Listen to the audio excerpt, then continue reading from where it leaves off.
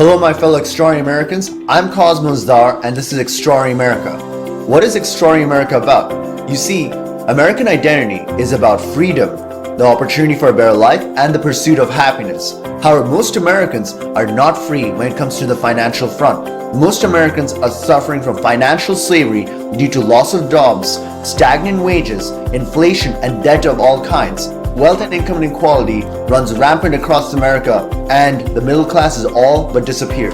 So what is Extraordinary America about? Extraordinary America is about the abolition of financial slavery.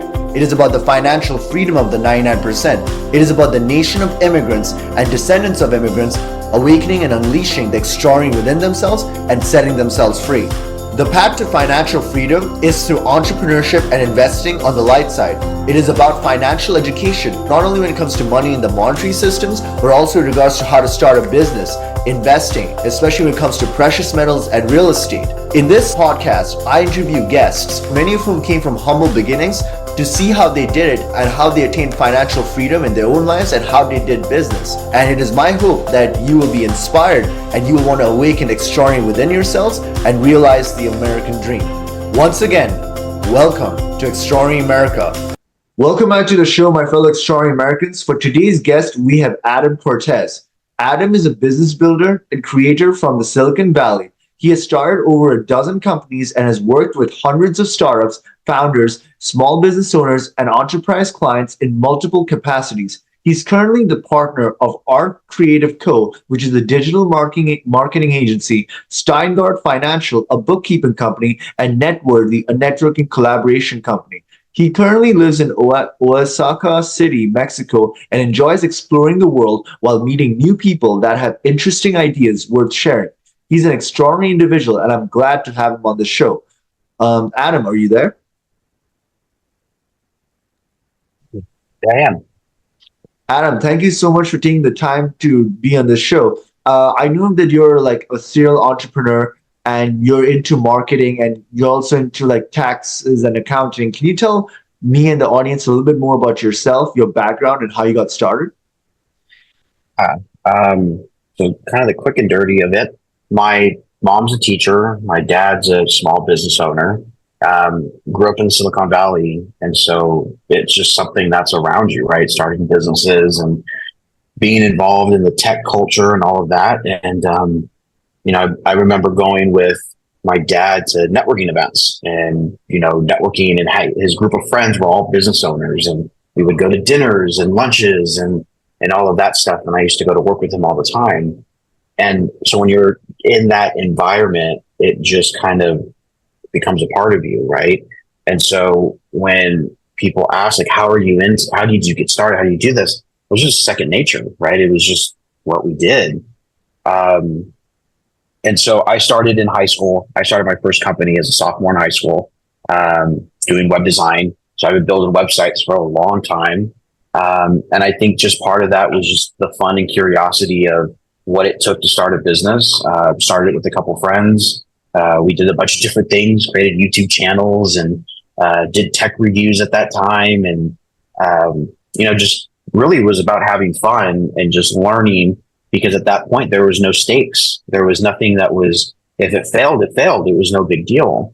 But that taught me about taxes, about paperwork, about keeping paper trails, about how to, manage my money.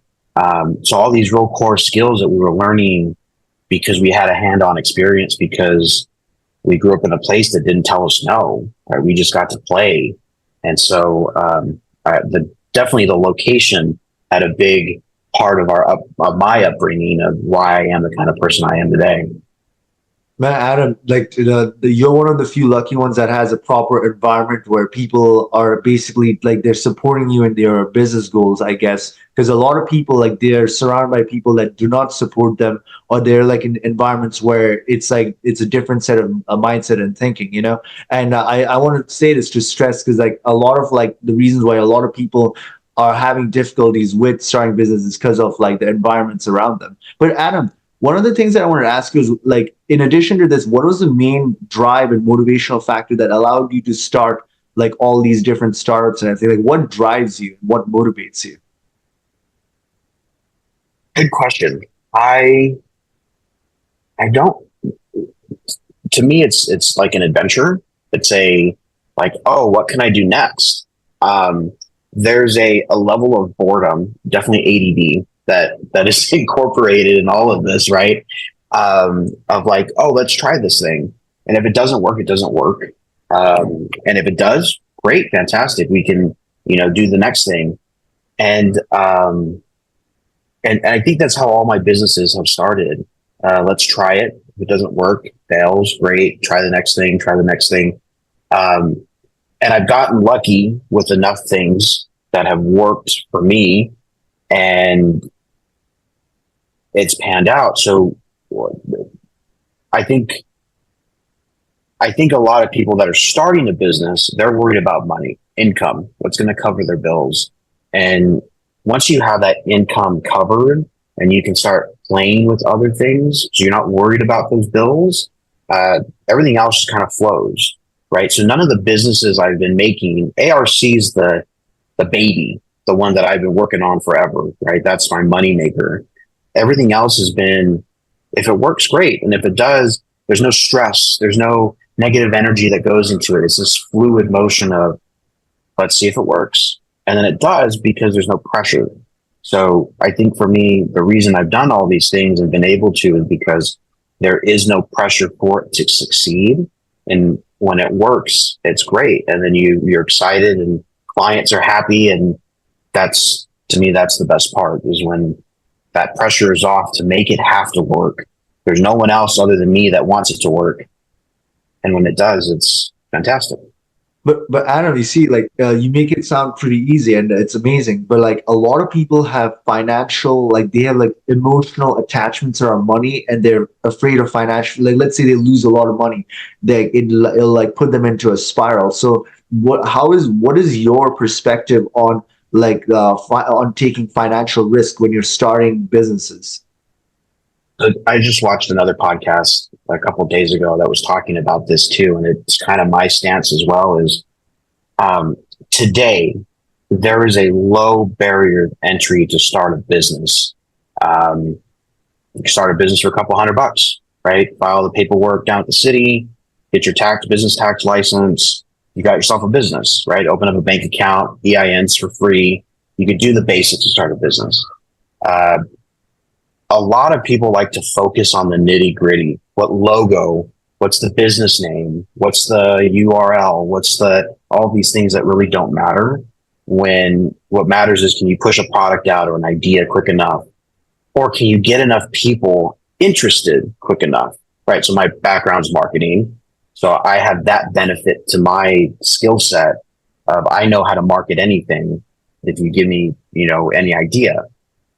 But anyways, what this other podcast was talking about was being able to push an idea out to your following and see who's interested. If you get enough people interested, cut that by 50%, more or less, you have your first set of users.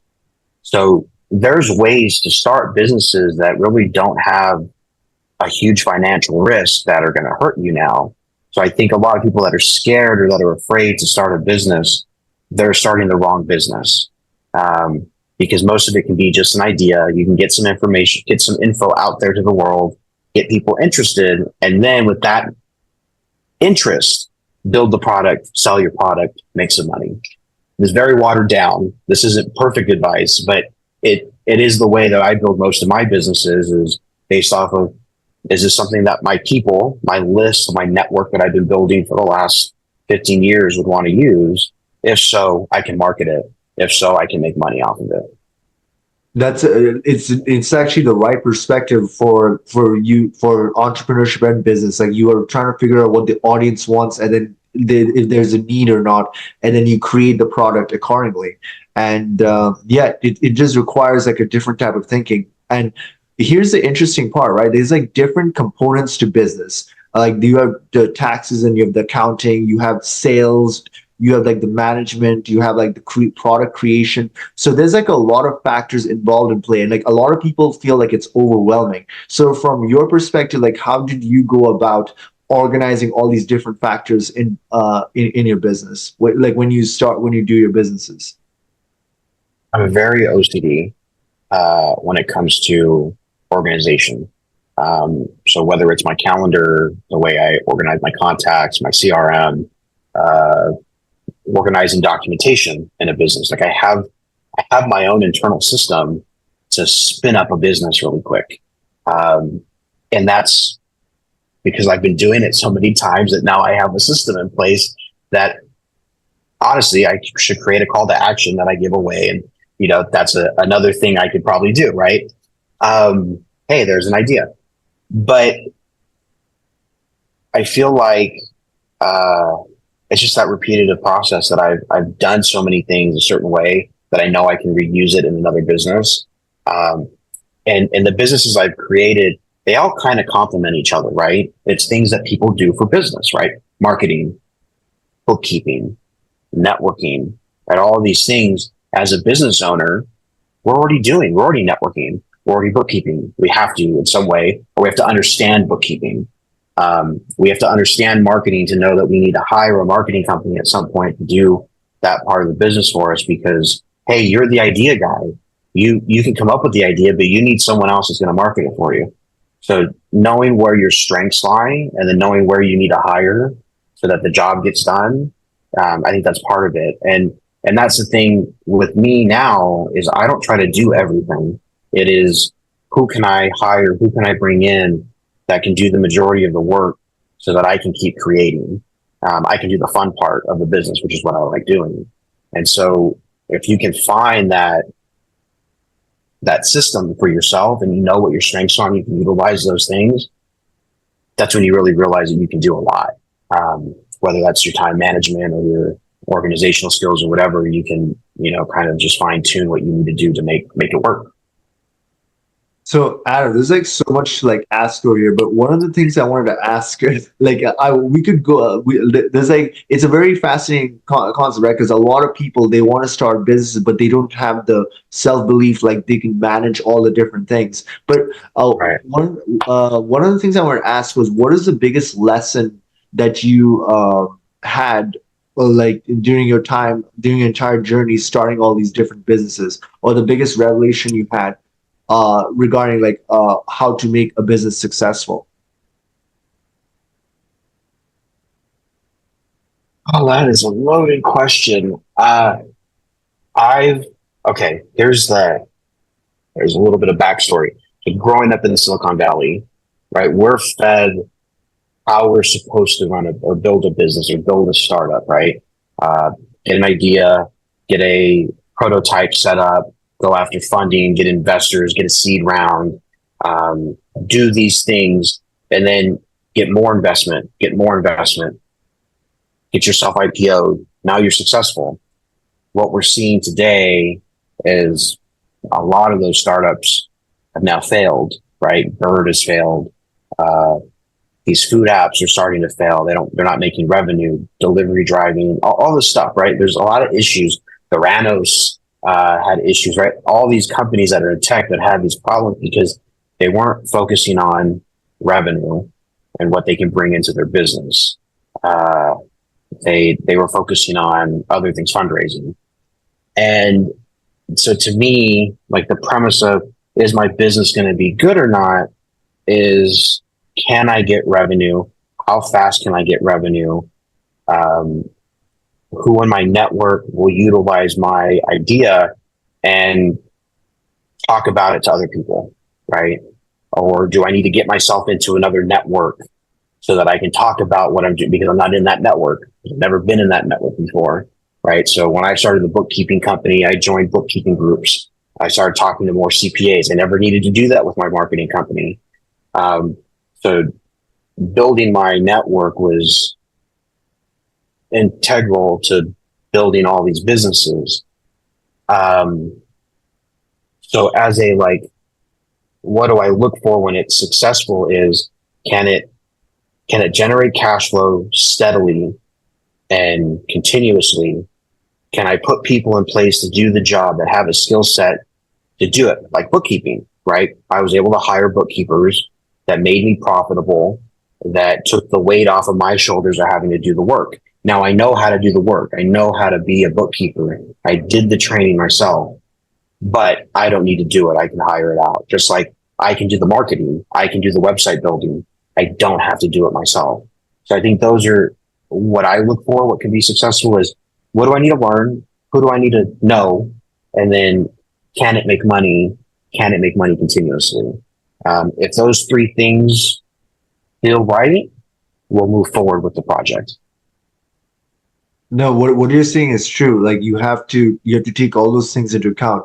Like I like what you told about Silicon Valley. Like that's actually pretty interesting. Like where a lot of these businesses are like they end up like not working out, and there's some businesses that work, but they are focused on certain things. But like from your perspective, like the reason I'm asking is because most businesses that start, like there's a saying, they fail during the first 5 years. But the 10% that do, like the 5 to 10% that do, they're obviously doing something that is different. And in your perspective, what do you think they are doing different compared to the most other businesses? There's a bit of luck in all of this, right? I think that's a kind of a given about like what happens. I think too, you have to take yourself seriously in business. And what I mean by that is, like, it's my responsibility as the owner to make sure it's going to work. It's going to be difficult. It's going to be hard. Uh, you're going to screw up quite a bit. I don't love those emojis. But you're going to have problems. Problems are always going to happen. How do you deal with those problems? How do you deal with the success? How do you deal with people calling you a fraud, people calling you a liar, people not liking the way you talk or the way you dress or the way you speak, right? How you handle all those situations, I think, is like one of the most important pieces. Um, and and I think the ones that do all right, they can pivot, they can restructure, they can reorganize, right? Like my marketing company has been around for years now, and marketing changes every 6 months. And every 6 months, we see marketing companies go under. Well, what are we doing different? We have conversations about how it's changing and what do we need to do to keep up with those changes and pivot the business. Okay, now it's not about SEO, it's about a mixture of AI.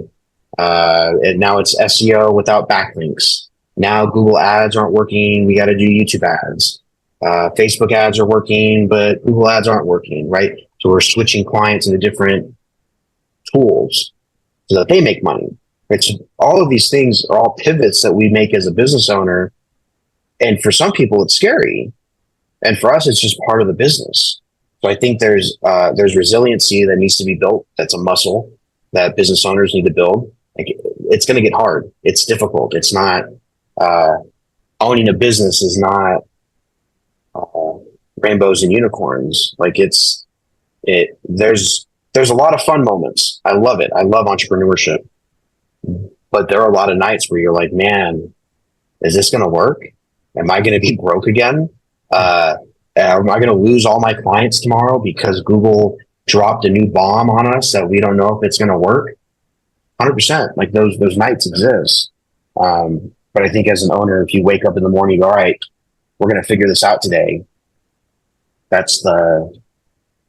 think that's what sets us apart. Those that survive that earmark. Yeah, it's rough. No, I mean, what you're saying is right. Like, it's not an easy path. But one of the things that I did realize, like over like my lifetime, like and even when I'm interviewing other people, is that there's a system called time compression where you can have like the right environment or a community or an organization or something like that, and then you have mentorship combined with that. And what I see is that it seems like in Silicon Valley, you had some aspect of it, and like it helps compress time, and it also gives you like a positive support base of like where it'll increase your chances of being successful, because a lot of it comes down to mindset, and we might have like negative self beliefs that affect our way to do business. But I don't know if you had like a different opinion on that. Oh, 100%. I agree. I mean, I've had plenty of mentors, plenty of coaches, plenty of support system that have, um, guide you down the right path, or at least try to. And then it's up to you to listen. And then most of the time you don't listen because you think you have the better way. And then you realize you don't. And then you got to readjust, right? Yeah. But yeah, I think that there's a lot to say for having support, having that support network. And right, Silicon Valley gave that to me in a lot of ways.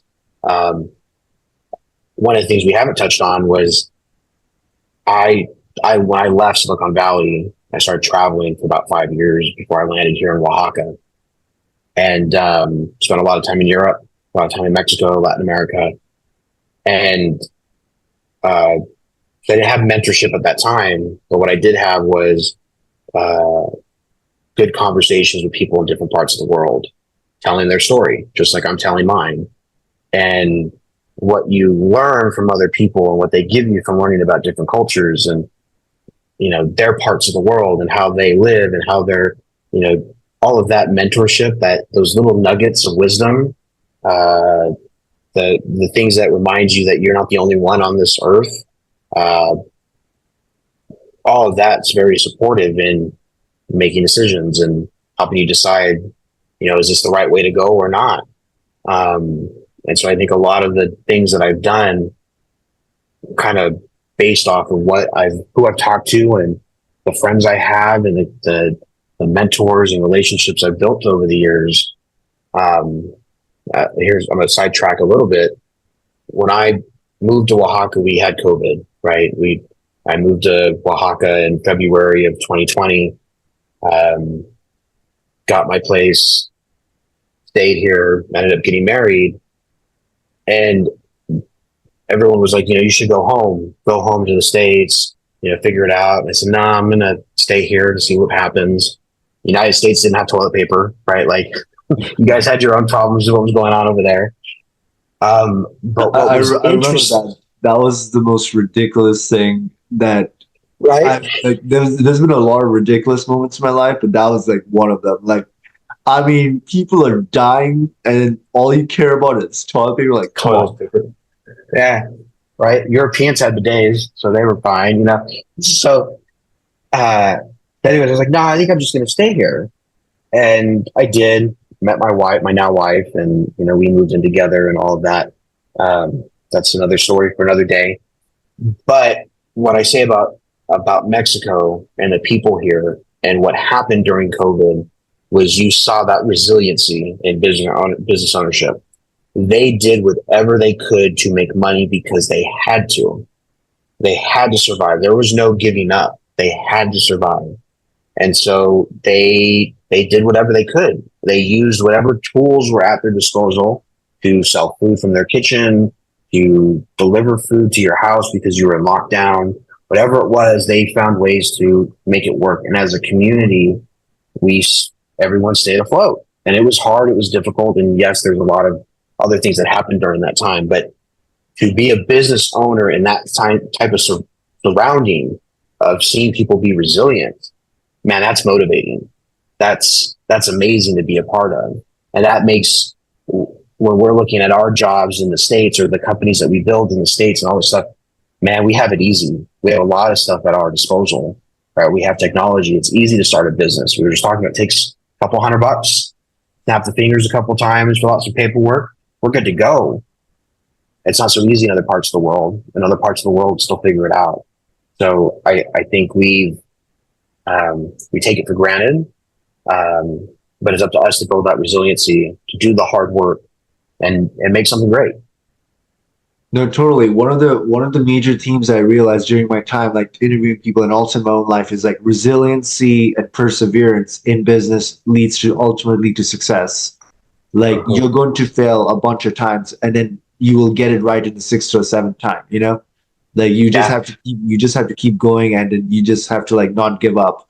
And a lot of people, like because of their negative self beliefs and because of their negative ideas about money, they don't make it. But you have to understand that you gotta understand that like resiliency will get the job done eventually. I mean, you cannot Right. lose if you don't quit. Right. Right. Exactly. 100%. But You got to give it all you can. But like your lifestyle, like the 5 years of being like a digital nomad and then going to different places and just like still running a business, like that's something that a lot of people would want to do because a lot of people are stuck in their location and they have to go to a job and then do stuff. So like, how did you get to that position where you could actually go from one place to another and then still have cash flow and all of that? Um, I did it because it was like I've always been in marketing in some way, shape, or form. Always done marketing in some way, shape, or form. And so I was already working remotely. I was working coffee shops, wherever, home. Uh, I joined a networking club and worked at the top floor of the Ritter building in San Jose and joined a club and all this kind of stuff. And so that on its own I'm already remote. I didn't have a boss to talk to. No one told me I had to go to an office. I gave myself an office. And I remember when I decided I was going to leave and go to Spain for the first time, and then I realized I needed to make more money and I was going to sell all my stuff. And so I did a speaking tour around the US and went to 45 states, spoke at a bunch of WeWork locations, had a blast. And so we didn't realize we were remote first. I didn't realize I was doing something that everybody else wanted to do. I was just doing what I needed to do to make some cash and have fun and, travel the world. And my joke was when COVID kind of hit was, man, we've been remote since before it was the cool thing to do, right? We were doing it out of necessity. We had contractors all over the place, right? We had contractors in the Philippines and India and this and that. And we just did it because that's how we were doing work. There was no ifs, ands, or buts about it. So now that it's fast forward, we're in 2024, and we're still remote first, and we still do everything remotely, and our team is all over the place, and we communicate through Slack and ClickUp and all this other stuff. To me, the tools have gotten easier to use. The systems are more easier to follow, and I think that the team understands how to use the tools better because they've been using it for a while, right? Also, the clients don't care as much. And I think that's the best thing COVID did for most of our business styles in general was they're going to work with you now, no matter what. They're willing to contract the work out because COVID made it that it was easy to do that. Why wouldn't they? So why not hire a marketing company that's going to do all the marketing stuff for my business for $10,000 a month when I would have to hire 10 people internally for $5,000 or $6,000 a month, plus insurance and benefits and PTO and all those? Why wouldn't I work with them?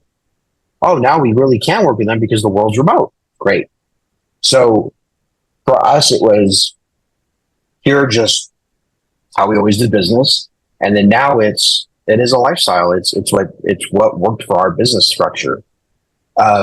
And I run businesses that fit into that structure. I don't think I would ever start a business that required me physically to be somewhere else, or somewhere permanent because I don't like living that life. I don't think anybody I know really enjoy being in that life. I like comfort. I like having a place to go home to, but I like to travel and have fun and go on vacations and bring my laptop. And if I got to work a couple hours, I work a couple hours. Adam, one thing I would like to add to this, and I would like my audience to know, is the concept of outsourcing. It has a lot of like positive and negative connotations based on like if you're a business owner or not. But basically, if you're like outside of US, like because of inflation, so much inflation going on and rising prices, like if you're hiring people like from like other places, it actually saves a lot of cost. And one of the things I realized is that if you're living in a place where the cost of living is lower, and then you're servicing clientele who are like in people in the States, you actually like make a lot of money and then save a lot of money at the same time. But I don't know, like from your perspective as a digital nomad and who's someone who's living in Mexico, and then you're hiring people from different countries, what is your perspective on all of this? I think there's a lot of benefit, right? Like you just said. there's a lot of benefit, right? We save money, work gets done. I think that's the biggest thing, right?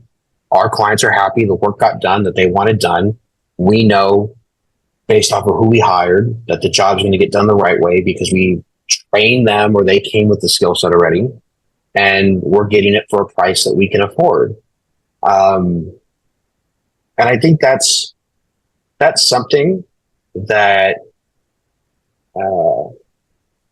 so there's this bad connotation coming from social media of, you know, you should hire this type of person, or you should hire internally, or you should hire someone from the States, or you should, you know, you're not supporting your own economy, or this and that, a bunch of things that people say, whatever.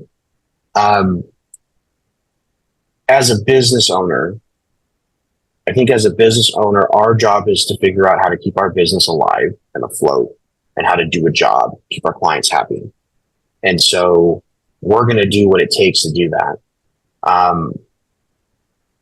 Now there's a difference between a small business that is going to do what they can to stay alive during hardships and corporations, right? Corporations, we could talk about corporate greed and paying the CEOs too much money and all that. That's a whole other conversation.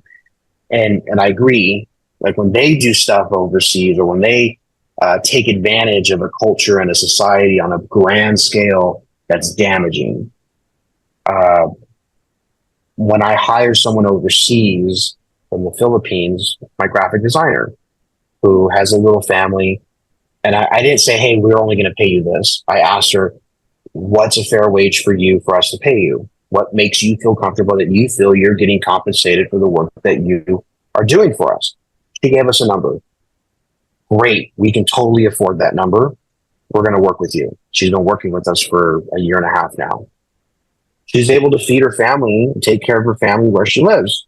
We get a job done. Our clients are happy, right? So I think we're supporting other cultures. We're supporting other families with what we can do and what we can afford. And I think there's a positive in that.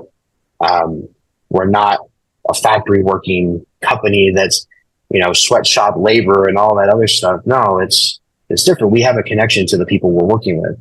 You know, when we lay people off, it's difficult. It hurts. It stings. They've been working with us for a while.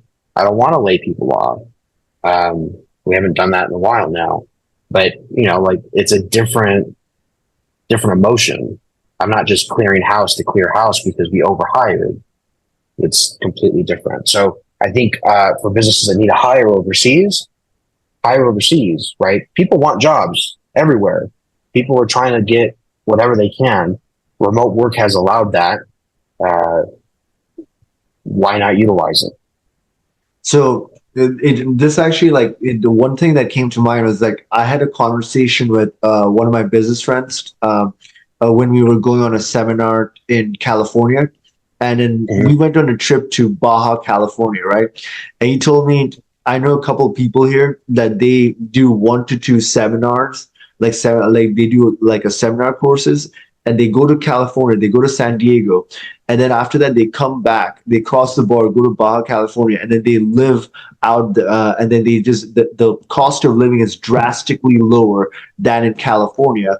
And I was just like, wow, like you can go for a long time without if you budget your money properly, you can actually live the life. Because if you go to like the cost of living is so low, and then I just thought about it. I'm like, man, how did California become so expensive? Like, yeah, they're making money there, but if you can somehow live somewhere else where the cost of living is less, and then you have like clientele in a place like California and making good money, that's like the life, you know? Right. And there's going to be backlash on this conversation at some point, because it's a conversation that's happening in Mexico right now about, you know, the gringos are taking over. The white people are taking over Mexico, and they're colonizing again. And me and my wife talk about, my wife's Mexican. She's from here. She's Oaxaqueña. And we have conversations about this a lot, because people like to complain and oh, Mexico City has a problem. People are getting pushed out, rent's going up, basic gentrification, right? Let's just call it what it is, gentrification. But the Mexican landowners that own the properties that they're renting out to the gringos, they're the ones renting them out. They're the ones selling them the properties. We had a friend that came here that rented a property. We took her and we saw the property, nice place, brand new. There's a brand new property they just finished building. And we were in there for like an hour during the showing, and like 4 other couples came in. And the lady said, just wait. We're going to show the house to other people, but we really want to talk to you. Okay. So showed the house to a couple other Mexicans, doctors, lawyers, people with money. They left. And the lady says, yeah, we're going to rent it to you because you're white, you're European. So you're going to take care of the place. Our people, they're going to destroy it. So we're going to rent it to you. We're going to raise the rent because you have the money to pay more, but we're going to rent it to you over them because you really want it. And we know that when we get it back in 6 months, it's not going to be destroyed. And I'm like, damn, that's crazy, right? They're discriminating against their own people, or they're prioritizing the other culture over their own. So, me and my wife, again, we talked about this and kind of this phenomenon that's going on down here. And yes, it's crazy. It's sad. It's gentrification. But the Mexican people are doing it to themselves. The Mexican people are screwing over the Mexican people. Is it right? No. Is it what's happening? Yes. And so that was a whole other tangent on kind of the segue we were going into. On that note, yeah, it's way cheaper for me to live here than it is to stay in California, right? I got a 4-bedroom, 4-bath house. It's 3 stories. I pay $700 a month. I pay nothing. Wow. I would spend $3,900 for a place like this in San Jose, in California, right? If you could find something that big. Adam, like, we went to look at some places when we went to Baja California, like on the beach with the mountains on the backside of this beach, and like these are like mansions. And we asked them what are the price, and it was like about 150,000 to like 200,000. And then if you're like going to like a neighborhood in America, that's the average price of a house. We're talking about a mansion by the freaking ocean with mountains. It's like the most beautiful thing ever.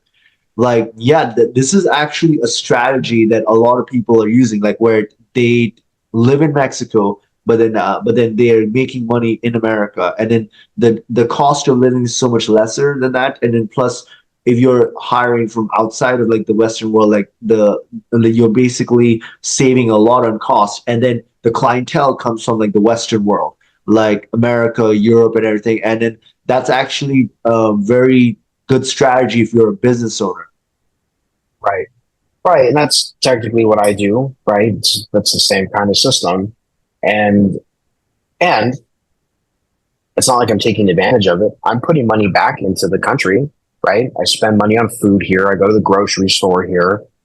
We have a house. We have a maid. We have a cook that comes and cooks and cleans for us.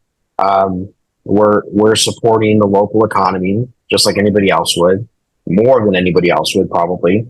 So we do our part.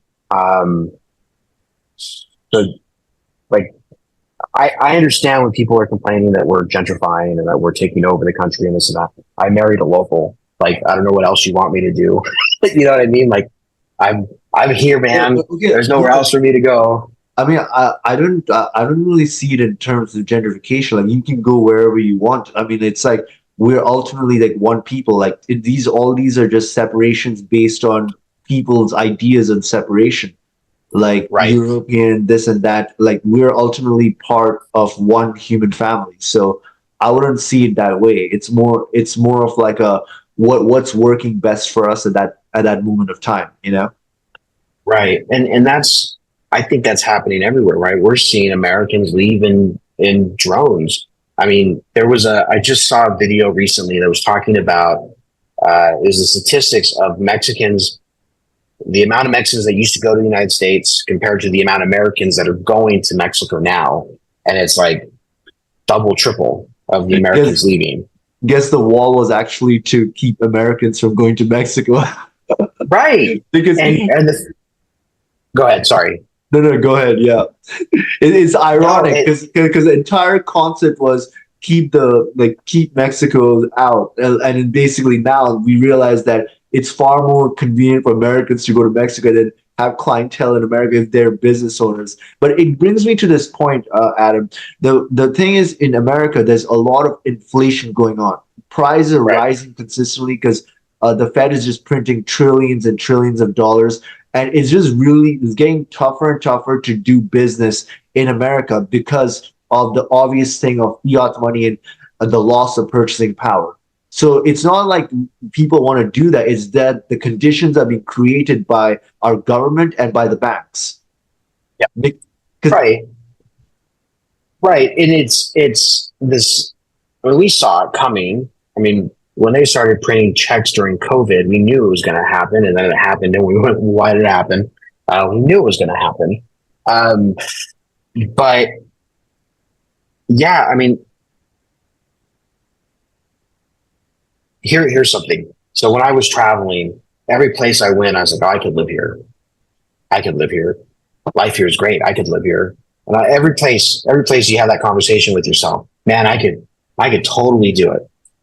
And a lot of Americans that were traveling, we all kind of had that same realization, like, man, this life would be sweet here.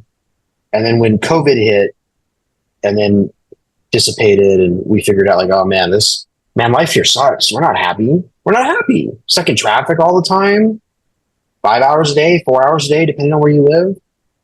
Why would I want to do that? Why would I want to live that kind of life? I'm not spending time with my kids, not spending time with my wife. Or maybe I don't like my wife. I want a divorce now. Like all these different things.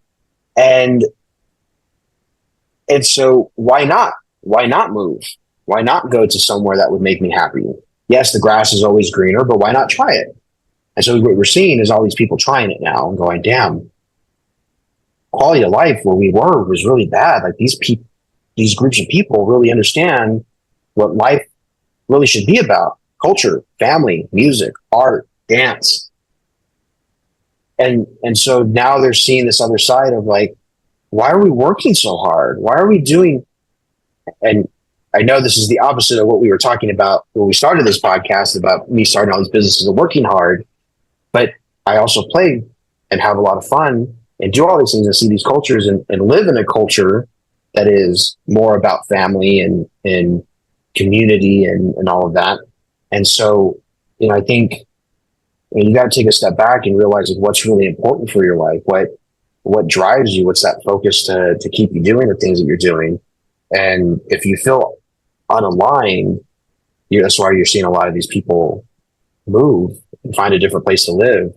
I mean, first it was people leaving New York and San Francisco to go live in like countryside somewhere. The taxes are too high, Adam. If you're a business owner, you know that the taxes, it's ridiculous. It's insane. You can't do that. Yeah. Yeah, it's insane. I would never move back. I've had this conversation with my parents. Like, are you going to move back? Are you going to come back to the States? No desire. None. There's no desire to come back. I like to come visit. I like to go on vacation there. I like to go see friends. I enjoy traveling there. I love going to Hawaii. I love going to New York and Chicago and all that. But to live? No, I'm good. I'm happy here.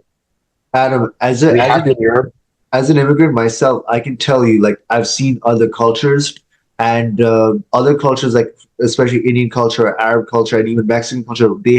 They have a more family and community based culture. And like the ideologies in America, there's a lot of ideologies in America that's about destruction of family, and combine that with inflation and rising prices and people living paycheck to paycheck, and like you're not able to make ends meet. People have no choice but to get out of there. So like people have to look to themselves, and then they have to see what's going on in America, and they have to realize that inflation is coming from a place like they're just printing a lot of money. That's why making prices right, which is forcing businesses to outsource. And on top of that, there's a lot of family destroying ideologies that make it really hard to have a family in America.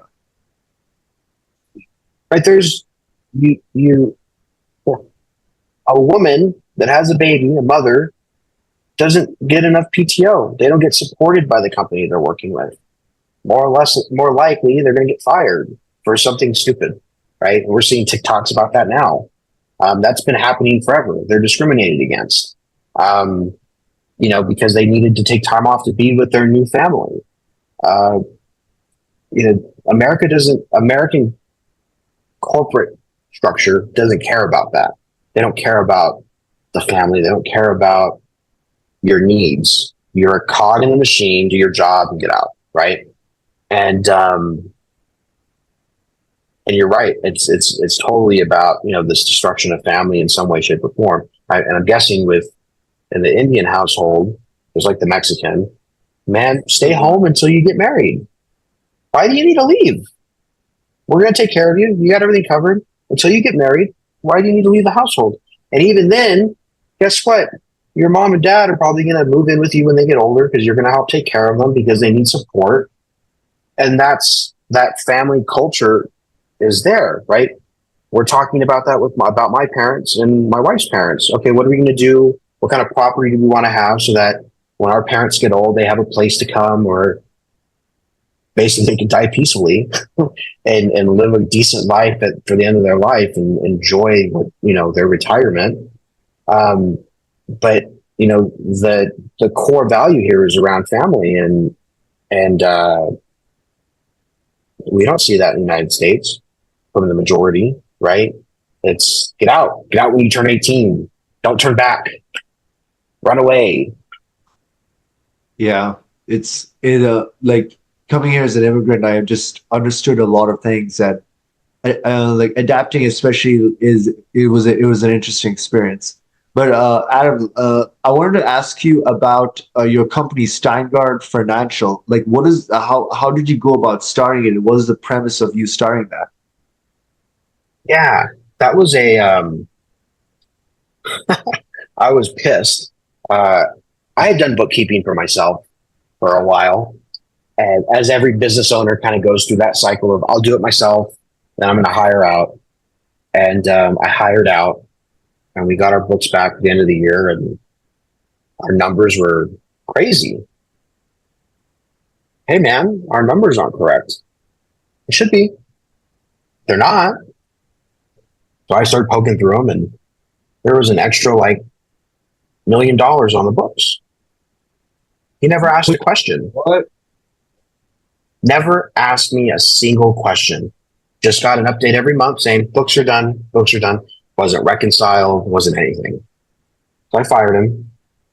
And while I was fixing the books for tax season, because I had to now at this point, after paying him to do that job, I was like, if I can do this, I can do it better. There's better communication styles, and we can do this better, way, way better. And that was the whole premise. So I started the company up because I was pissed off and I wanted somebody to do bookkeeping better. And by better was basically doing the bare minimum of what a business should be doing, communicating to your clients and getting the job done, right? Pretty basic. What I've learned, this is my second tax year. We started really slow. I wasn't in a hurry. I wanted to get things right. I wanted to make sure that I was certified, and I learned how to do it myself the right way. And I wanted to do a good job. Because to me, this company is more about integrity than anything else. And so we started getting clients, and all the clients felt the same way I did. They were pissed, irritated. Things weren't done correctly. Numbers were inflated. Numbers were deflated. Right? Everything that could be wrong was wrong. Books were never reconciled. There was statements that were never imported because the bank feed disconnected, and the bookkeeper never said, "Give me a bank statement so I can import things." All this kind of stuff, right? And we see it every single time. Every new client we bring on, or somebody that we talk to that we get access to their books to see, it's the same thing over and over again.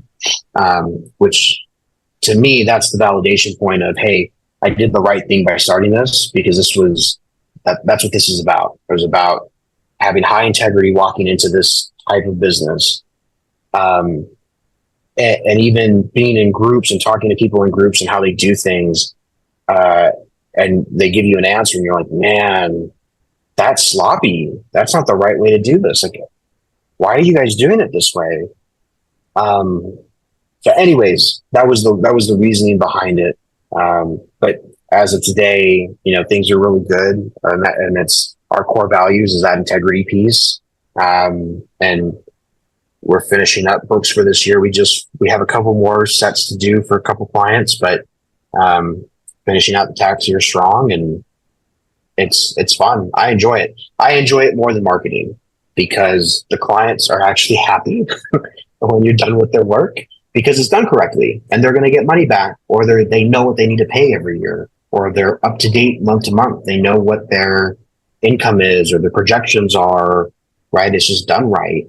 And to have clients feel like that need is getting done and they're getting the right information in real time, man, you can't, there's nothing that beats that. Adam, that's awesome. And if anybody's listening to this and they want somebody to help them with their taxes or whatever, I would suggest them to come to you, And Yeah. so Yeah, Adam, is there any projects that you're doing right now that you want the audience to get a glimpse into? yeah. So for Steingard, if you're anybody that needs their books done right now, right? Time is ticking. You're going to need to file. If you're not done yet, you're probably going to have to file an extension. That's okay. That's not a problem. But we do a lot of historical cleanup, right? So a full year's worth of work, 2 years worth of work. If you're behind on anything, so the deal is if you need help, come talk to us because we'll get you through it as painless as possible, because that's everybody has emotion around their money and it's a big deal. So we want to make sure that you feel like you're being heard and seen while you're doing it, and that you get what you need out of it, which is it to be completed the right way. Awesome, Adam. And Adam, how can the audience connect with you to get to know more about you and all the work that you're doing?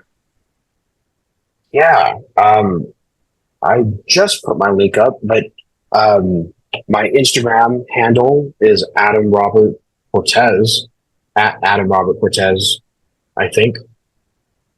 I think it is. I'll send it to you so it's on the linked Instagram thing. And then I have in my bio is a link to all of our businesses, my contact links, all of that fun stuff. So if you want to book a call with me or learn more about what I'm doing, everything is there. And yeah, that's how we stay connected. Awesome, Adam. Adam, I'm so glad that you took the time to do this podcast with me. And a lot of the things that we're talking about business is so relevant. And yeah, I do hope that you take the time to come back at a later time on this show. Yeah, I'd love to. It'd be great. I want to conclude this episode by letting my fellow extraordinary Americans know that, hey, look, there's an extraordinary within each and every one of us. And it's our duty to awaken it and unleash it. Until next time, bye for now. Hey, everyone. Thank you for watching Extraordinary America. If you like what you see, please do subscribe to our podcast and share it with others. Remember that the best investment that you can make in your lifetime is in your own financial education, for it is knowledge that truly sets us free. Also, remember that inflation is diluting your purchasing power, which in turn increases financial bondage. The practical thing to do is to protect the loss of your purchasing power and invest in precious metals or the right cryptocurrencies. Lastly, never forget that you are an extraordinary American. We'll see you in the next episode. Bye for now.